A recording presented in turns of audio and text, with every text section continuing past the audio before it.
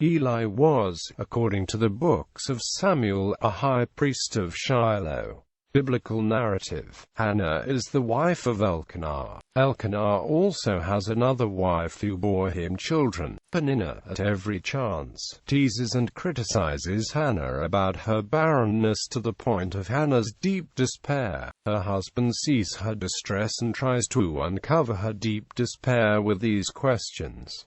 Hannah, why do you weep?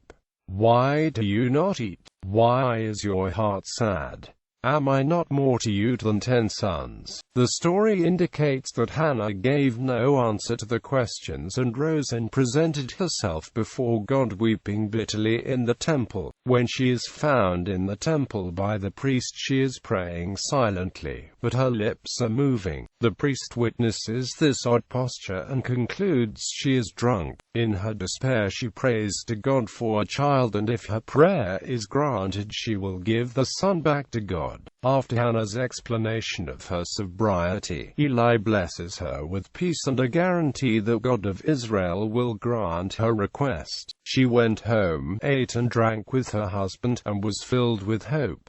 Subsequently Hannah becomes pregnant. Her child is named Samuel. The time had come to offer the yearly sacrifice at the temple, but Hannah stayed home. She promises to go with him to the temple when Samuel is weaned and planned to leave him with Eli to be trained as a Nazirite. The book of Samuel records Hannah's prayer to God. She rejoices and exalts the Holy One. There is no Father like God. Therefore, the nation should rejoice also in this Holy One. This story of Hannah intertwines itself with the culture of the nation of Israel. Eli is the high priest of Shiloh, the second to last Israelite judge before the rule of the kings. Therefore, the Shiloh tradition will become an old and lost tradition that when the prophet Jeremiah comes on the scene in the history of God's people, he will seek to renew and to bring back the way of the Shiloh tradition to the people of Israel, because the kings have become wicked and defile the temple and tradition of God. The sons of Eli,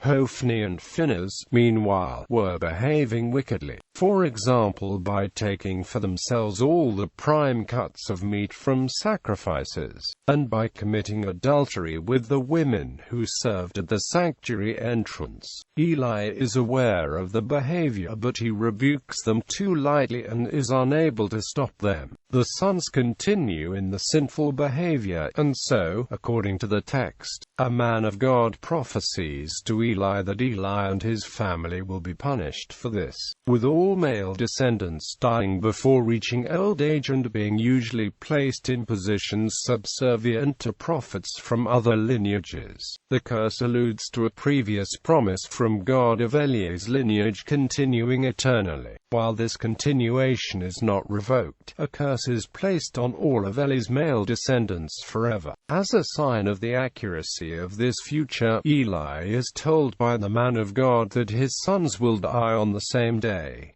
Samuel's training. Eli goes on to train Samuel. When Samuel hears God speaking to him, he at first thinks it is Eli. Eli, who doesn't hear God calling Samuel, eventually realizes the truth, and instructs Samuel on how to respond. Samuel is told that God's threat will be carried out on Eli and his family, and that there is nothing that can be done to prevent it. Eli asks Samuel what he had been told, insisting that he be told the whole truth, and so Samuel does. Eli reacts by saying that God will do as he judges best. Philistine attack. In the death of Eli some years later, when Samuel had become an adult, the Philistines attacked Ebenezer, eventually capturing the Ark of the Covenant from the Israelites and killed Eli's sons, who accompanied the Ark to battle as priests. Eli, who was nearly blind, was unaware of the event until he asked about all the commotion. Eli, sitting in a chair, was told what had happened by a soldier who had fled the battle. In reaction to the news that the Ark of God had been captured, Eli fell backwards out of the chair he was sitting in, and died from a broken neck. On the 10th day of IYAR, he was a judge of Israel for a total of 40 years, and died at the age of 98. His daughter-in-law, the wife of Phinehas, was pregnant and near the time of delivery. When she heard the news that the Ark of God had been captured and that her father-in-law and husband were dead, she went into labor and gave birth, but was overcome by labor pains. As she was dying, the women attending her said, "Don't despair, you have given birth to a son." But she did not respond or pay any attention. She named the boy Ichabod, saying, "The glory has departed from Israel because of the capture of the Ark of God and the deaths of her father-in-law and her husband." The Philistine incursions spanned a period of 40 years, and Samson, who fought the Philistine incursions, judged Israel for 20 years. Some scholars, like Kessler and Nowak, have argued that there is likely to have been some overlap between the time of Samson and that of Eli. However, the Book of Judges always mentions the years of oppression in contrast to the period of a judge's dispensation, since the early parts of Eli's rule do not appear to occur during a time of oppression. This appears to rule out any overlap with the Philistine oppression that Samson, a previous judge, had lived under. Identity. Though his own genealogy is not given by the text, a number of scholars have determined a genealogy for Eli,